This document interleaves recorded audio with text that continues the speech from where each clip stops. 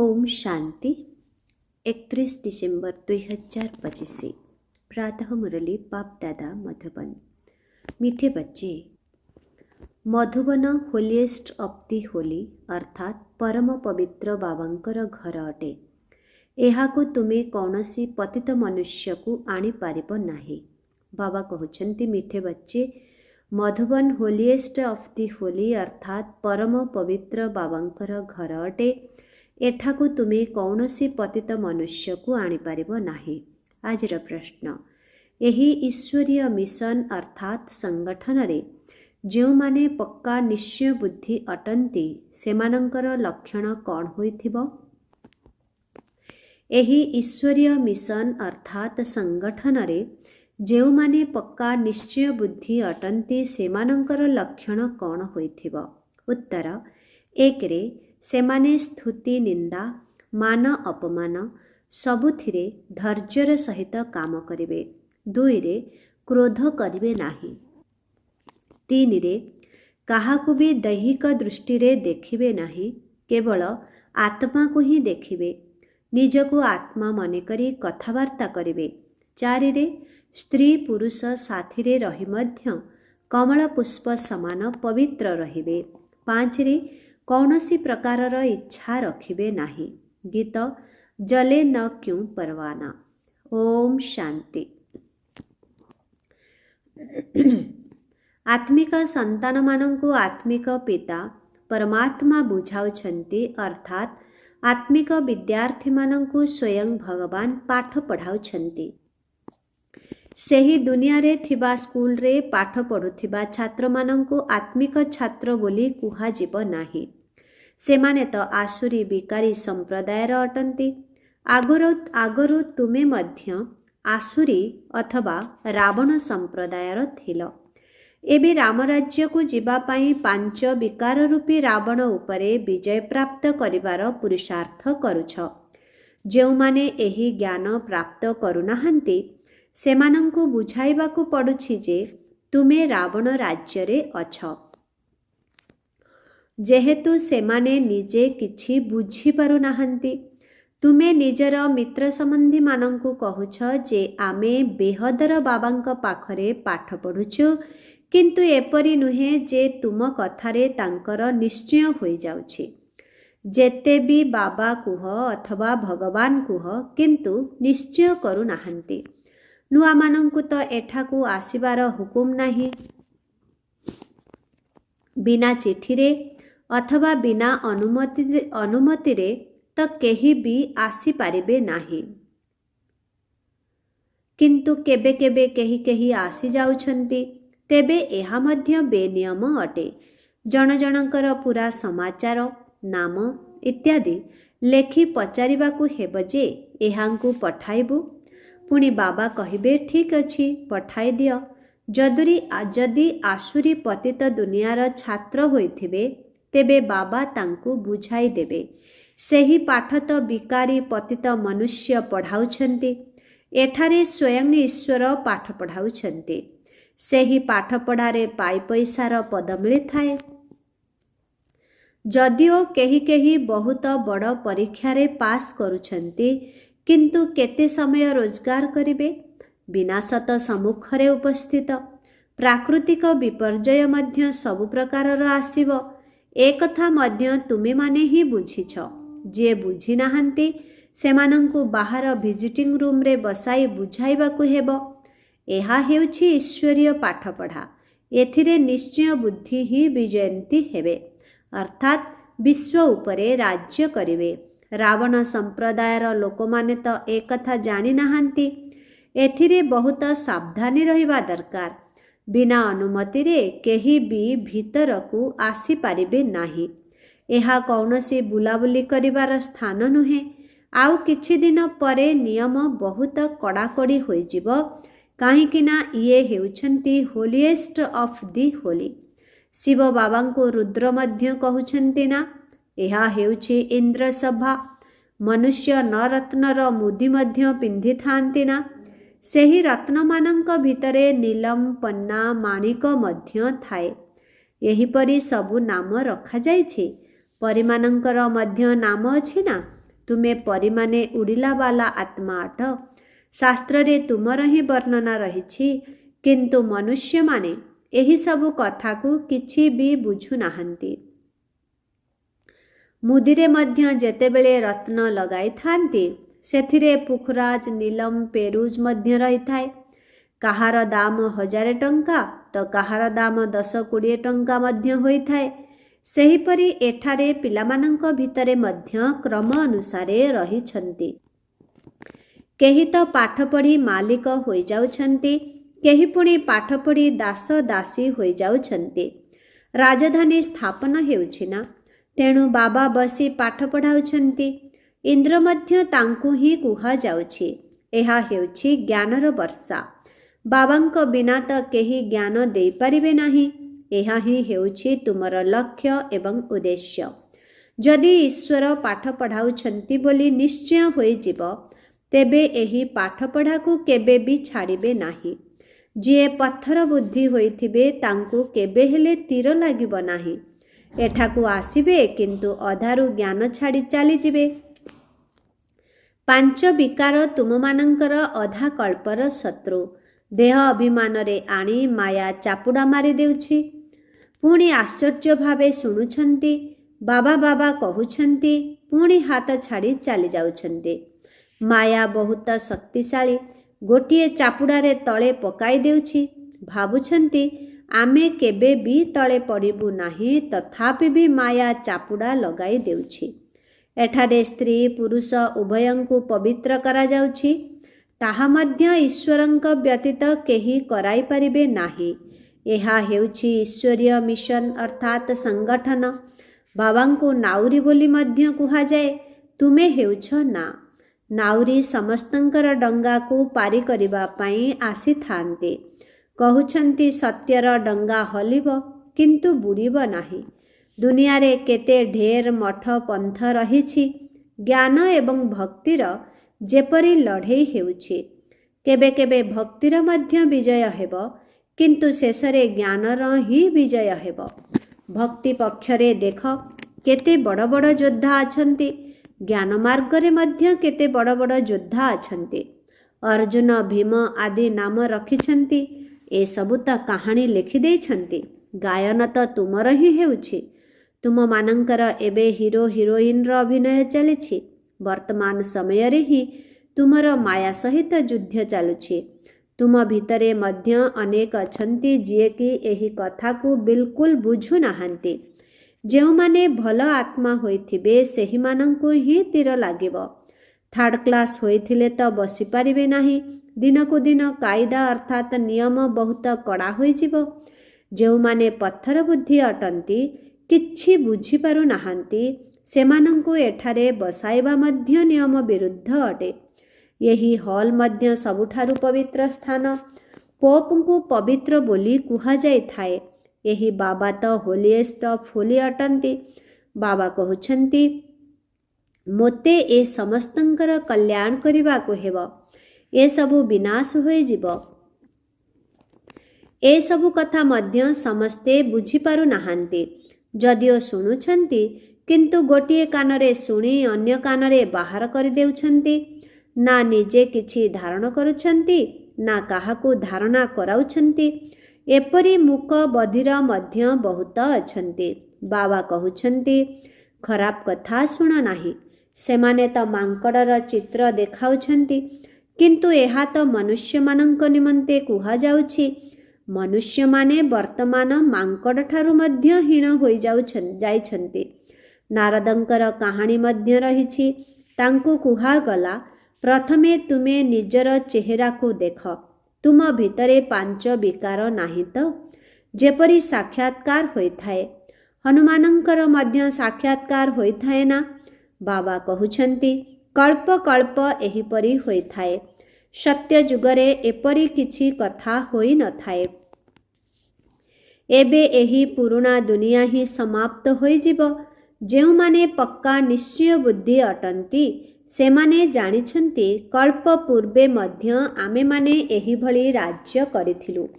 ବାବା କହୁଛନ୍ତି, ପିଲାମାନେ ଏବେ ଦୈବୀ ଗୁଣ ଧାରଣ କର।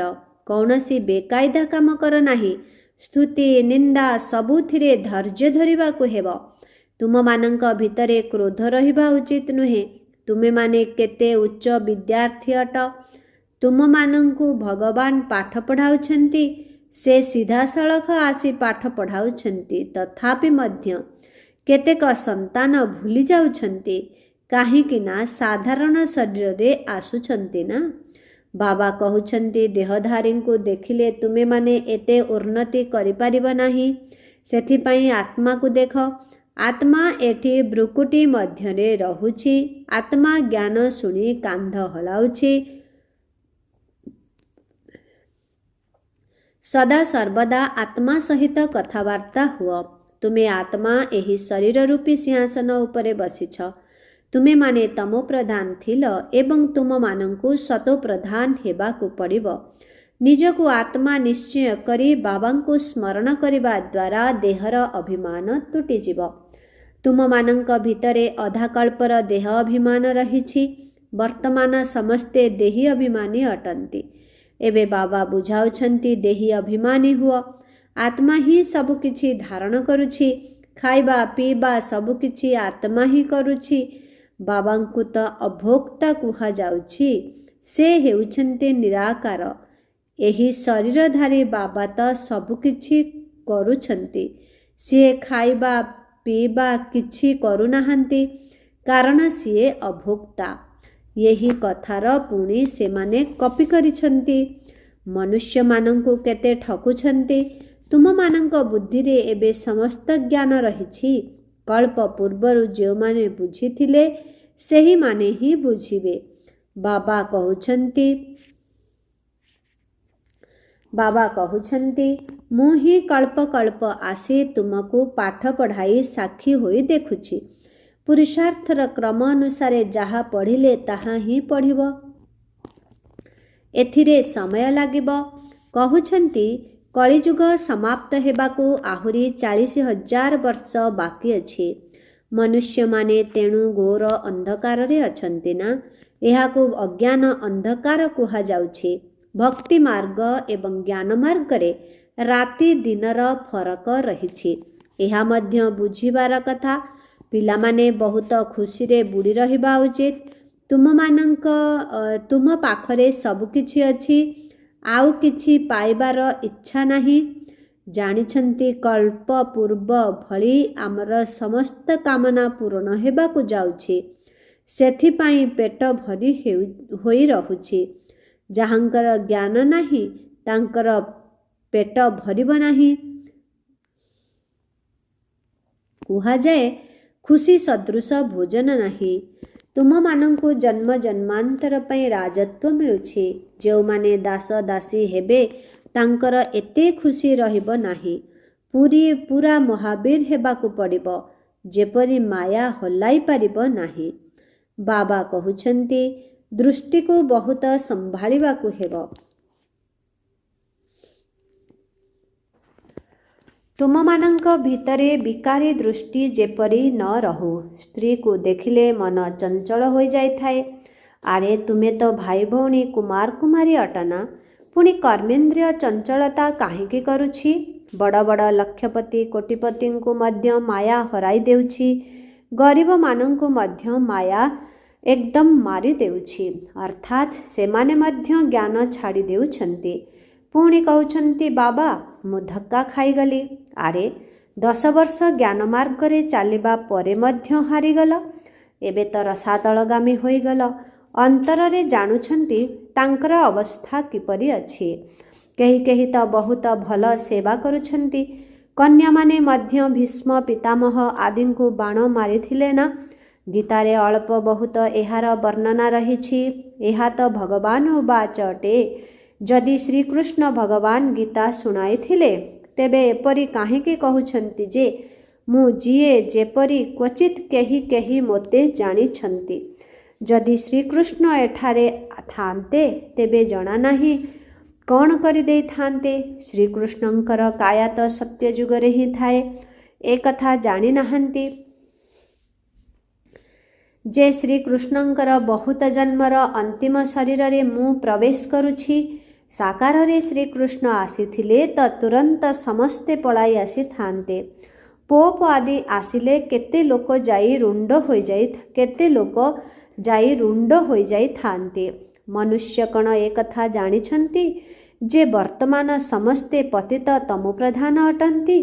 କହୁଛନ୍ତି ମଧ୍ୟ, ହେ ପତିତ ପାବନ ଆସ, କିନ୍ତୁ ବୁଝୁନାହାନ୍ତି ଯେ ଆମେ ପତିତ। ପିଲାମାନଙ୍କୁ ବାବା କେତେ ଭଲ ଭାବରେ ବୁଝାଉଛନ୍ତି। ବାବାଙ୍କର ବୁଦ୍ଧି ତ ସବୁ ସେଣ୍ଟରର ଅନନ୍ୟ ସନ୍ତାନମାନଙ୍କ ଆଡ଼କୁ ଚାଲିଯାଉଛି। ଯେତେବେଳେ ଅଧିକ ଅନନ୍ୟ ସନ୍ତାନମାନେ ଏଠାକୁ ଆସିଥାନ୍ତି, ତେବେ ପୁଣି ସେମାନଙ୍କୁ ଦେଖିଥାଏ, ନଚେତ୍ ବାହାରେ ପିଲାମାନଙ୍କୁ ମନେ ପକାଇବାକୁ ପଡ଼ିଥାଏ। ସେମାନଙ୍କ ସମ୍ମୁଖରେ ଜ୍ଞାନର ନୃତ୍ୟ କରିଥାଏ। ଅଧିକାଂଶ ଜ୍ଞାନୀ ଆତ୍ମା ଥିଲେ ମଜା ଆସିଥାଏ, ନଚେତ୍ କନ୍ୟାମାନଙ୍କ ଉପରେ କେତେ ଅତ୍ୟାଚାର ହେଉଛି, ତାଙ୍କୁ କଳ୍ପ କଳ୍ପ ସହନ କରିବାକୁ ପଡ଼ୁଛି। ଜ୍ଞାନ ମାର୍ଗକୁ ଆସିବା ଦ୍ୱାରା ପୁଣି ଭକ୍ତି ଛାଡ଼ି ଦେଉଛନ୍ତି। ଯଦି ଘରେ ମନ୍ଦିର ଅଛି, ସ୍ତ୍ରୀ ପୁରୁଷ ଉଭୟ ଭକ୍ତି କରୁଛନ୍ତି ଓ ସ୍ତ୍ରୀକୁ ଜ୍ଞାନର ଆକର୍ଷଣ ହୋଇଯିବ ଏବଂ ସିଏ ଭକ୍ତି ଛାଡ଼ିଦେବ, ତେବେ କେତେ ହଙ୍ଗାମା ହୋଇଯିବ। ଯଦି ବିକାରଗ୍ରସ୍ତ ନ ହେବେ, ଶାସ୍ତ୍ର ଆଦି ନ ପଢ଼ିବେ, ତେବେ ଝଗଡ଼ା ହେବ ନା?